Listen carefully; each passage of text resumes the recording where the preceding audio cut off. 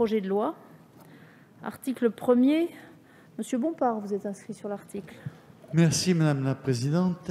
Monsieur le ministre, Madame, Monsieur le rapporteur, je vous rejoins pour la discussion d'un projet de loi qui porte bien mal son nom.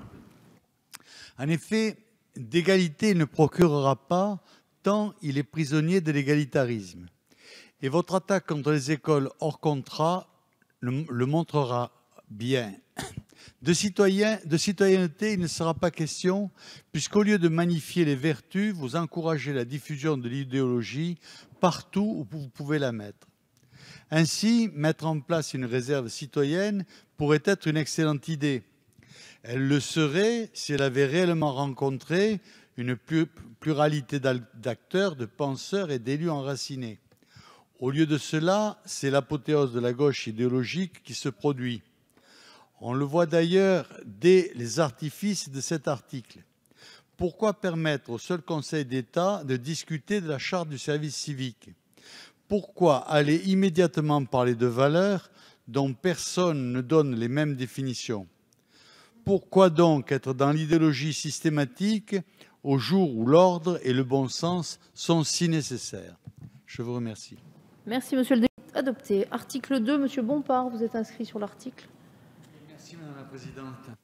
Après un article premier que j'ai trouvé très idéologique, l'article 2 se pose comme absolument incompréhensible. Vous présentez un service civique sans charte, ou alors avec une charte dont personne ne comprendra d'où elle vient, et dès à présent, vous établissez que l'État pourra accorder des conventions. Demandons-nous quelles seront ces conventions. Ont-elles pour objet de laisser une liberté communale de service civique? Ont-elles pour objectif de renforcer la transmission des cultures locales et par exemple des langues vernaculaires? Comment imaginer ce cadre? Sera-t-il la possibilité laissée à de mauvais gestionnaires locaux de créer de fausses initiatives portant des desseins électoraux ou autres? Nous savons que ce genre d'initiative, si elle n'est pas parfaitement encadrée, vient s'associer à des travers déjà insupportables à nos compatriotes et qu'elle creusera les gabégies. C'est un risque que vous voulez courir s'il n'est pas l'application des recettes électorales que Terra Nova vous a confiées. Déjà, le gaspillage est la règle autour de la strate des 100 feuilles administratives des collectivités. Et au lieu de corriger cette aberration, vous risquez d'en créer de nouvelles. Merci. Merci, monsieur le député.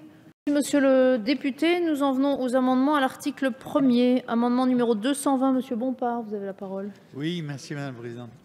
Il est bien dommage de commencer ce texte par une notion très mal définie, les valeurs, plutôt que par le simple service de la nation, mot qui est concret et chargé de sens pour tous.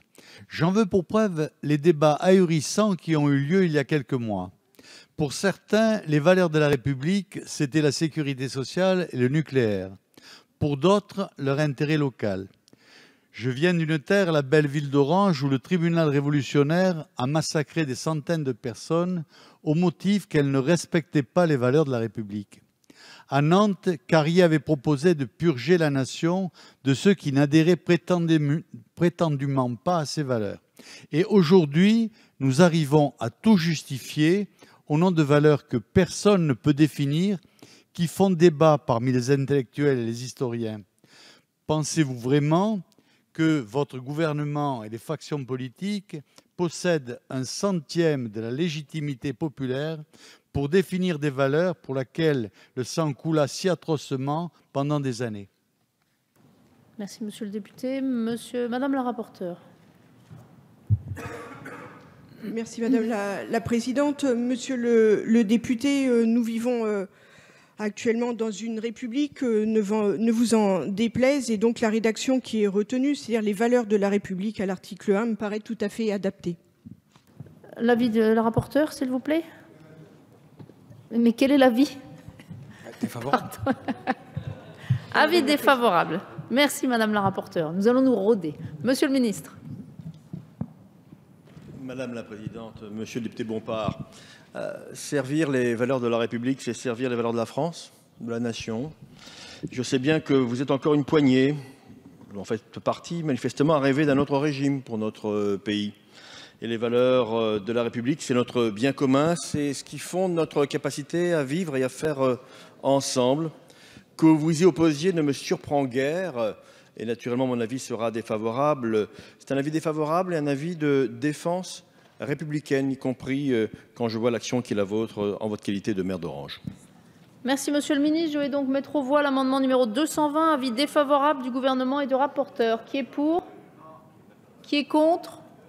Il n'est pas adopté. Le 620 n'est pas défendu. Monsieur Bompard, amendement 218. Vous avez la parole. Madame la Présidente, on parle de valeurs de la République, monsieur le ministre en parle beaucoup, mais il faudrait surtout qu'il la mette en pratique. Parce que normalement, les valeurs de la République, c'est l'écoute et le respect des élus. Or, vous avez un certain talent pour mettre au banc ces questions-là. Sur l'amendement de 118, la mixité sociale avait un lieu naturel d'expression, le service militaire. Celle-ci s'imposait justement grâce à la nature singulière de l'armée. En balayant les idéologies par une définition claire, le service du bien commun national par-delà les origines de chacun. Il était une formidable expression de ce qu'une nation peut donner et réussir. Aujourd'hui que cet outil a été détruit, l'État veut créer une nouvelle forme d'implication de la jeunesse et c'est peut-être un bien, ça pourrait être un bien si on le faisait avec un autre esprit bien sûr. Mais ce que cette jeunesse rejette avec force, ce qu'elle ne supporte plus, c'est l'imposition d'une idéologie d'État à tous les étages. Une idéologie qui ne laisse pas à la société le soin de faire la mixité, mais qui veut l'imposer comme un objectif astreint à tout un chacun de manière autoritaire. La mixité ne s'impose jamais. La mixité est le fruit d'une société fraternelle parce qu'elle est fondée sur le bien commun. Et dès cet alinéa 9, vous vous interdisez de voir progresser l'union chez les filles et les fils de la nation. Quelle tristesse.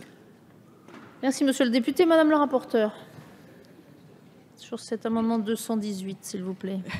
Oui, monsieur le député, d'abord, la réserve civique n'est pas réservée aux jeunes, loin de là, c'est pour tous et toutes. Et la réserve civique a bien vocation à favoriser la mixité sociale. C'est même, à mon sens, l'essence même de la réserve civique. Et il me semble, pour revenir sur certains de vos arguments, et je l'ai dit dans mon introduction, dans mon intervention au moment de la discussion générale, je trouve au contraire très réjouissant que l'État réaffirme sa vocation à engager, à formaliser l'engagement, à accompagner l'engagement, et pas simplement à l'aider à travers des associations, mais bien être le vecteur originel de cet engagement. Donc avis défavorable. Merci, monsieur le rapporteur général. Merci, Madame la Présidente. Je prends la parole pour m'attarder quelque peu sur l'exposé sommaire de votre amendement. Et je tiens à le lire parce que quelquefois dans l'alias, on voit les amendements défiler et quelquefois on relativise la force des mots et la violence des pensées. Ajouter de l'idéologie, sachant que ce que vous voulez enlever, c'est mixité sociale. Ça n'est pas qu'un terme. Ajouter de l'idéologie juste après la défense de la cohésion nationale, c'est ajouter du poison là où l'on voudrait soigner un mal. C'est-à-dire que pour vous, le terme mixité sociale est un poison. Eh bien, je n'ai rien ajouté pour vous définir. Monsieur le ministre, l'avis du gouvernement, s'il vous plaît. Madame la Présidente, Monsieur le député Bompard, le rapporteur général a évoqué votre exposé sommaire des motifs où, pour vous, si j'ai bien compris, je le crains, la mixité sociale serait une idéologie empoisonnante.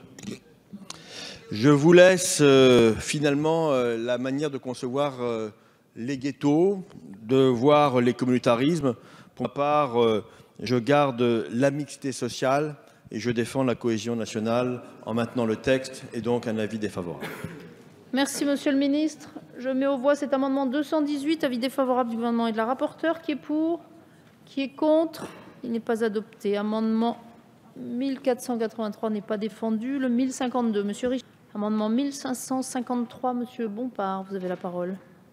Madame la Présidente, quand on a une majorité écrasante comme vous l'avez, on ne déforme pas les propos de l'opposition. C'est l'idéologie qui est haïssable. Ce n'est pas la mixité sociale. Sur l'amendement 1553, cet amendement vient en complément de mon précédent amendement.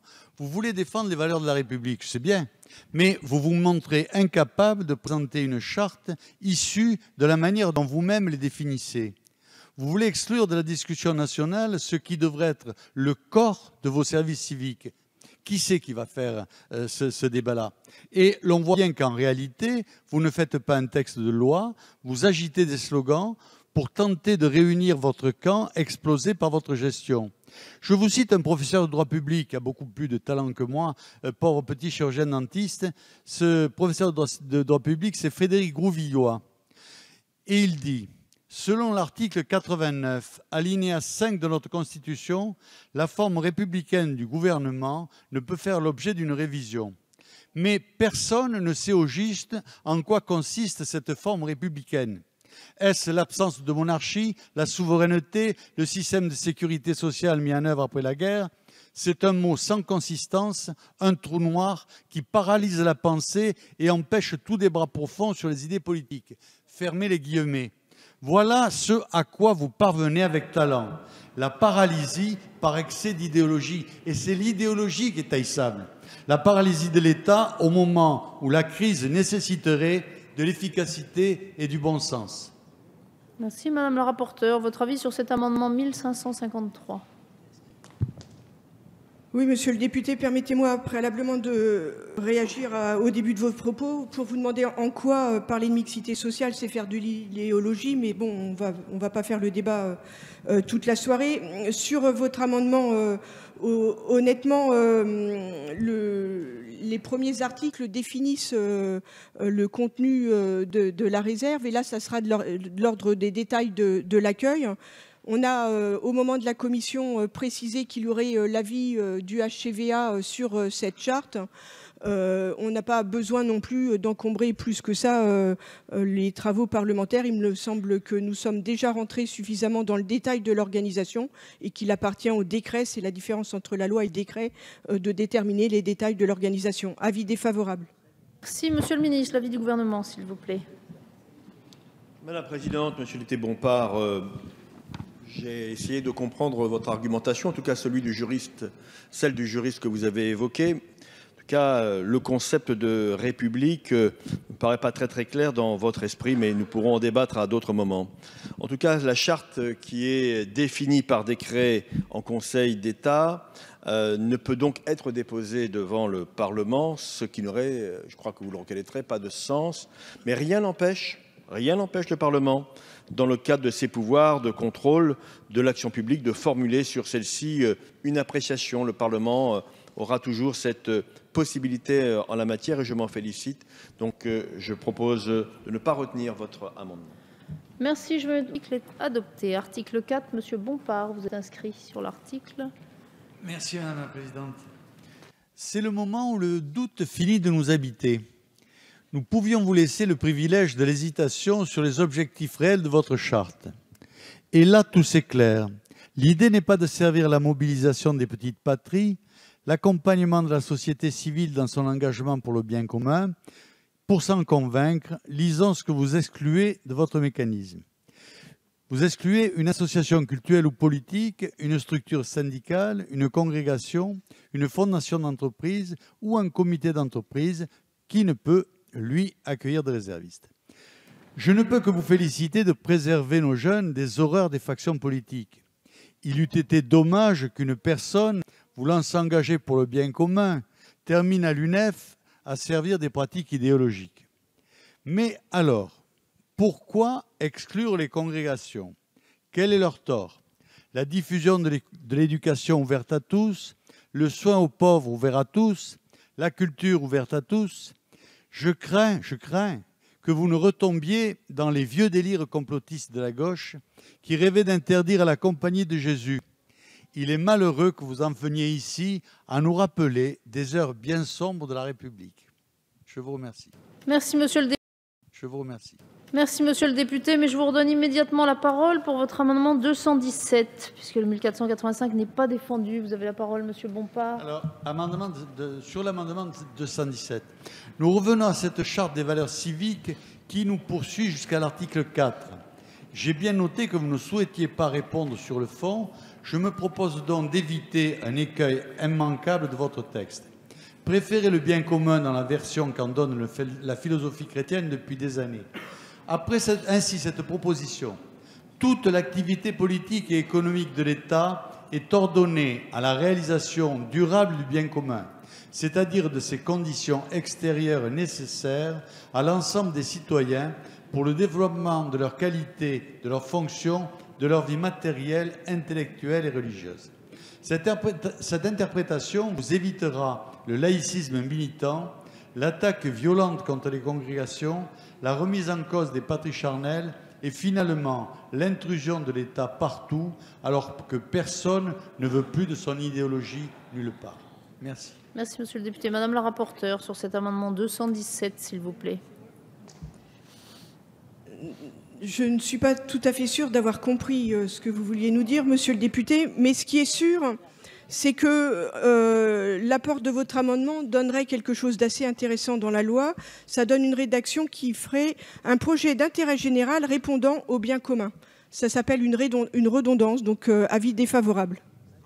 Ministre, l'avis du gouvernement, s'il vous plaît. Pour accélérer nos débats, avis défavorable, madame la présidente. Je vais mettre aux voix le 217, avis défavorable du gouvernement et du rapporteur, qui est pour, qui est contre, il n'est pas adopté. Le 439.